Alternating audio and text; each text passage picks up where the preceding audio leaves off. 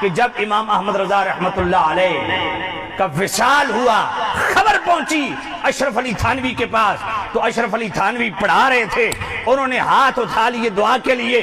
तो हमने कहा उन्होंने तो आप पे कुफर के फतवे लगाए हुए हैं, बकौल शफी देवबंदी। अशरफ अली थानवी ने कहा सुनो, आला हजरत इमाम आले सुन्नत अहमद रजा वो शख्सियत है, वो इश्क रसूल के उस मकाम पे फाइज थे।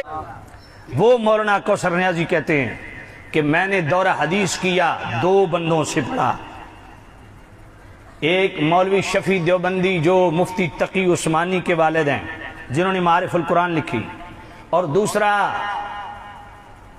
इनके बहुत बड़े आलिम शेख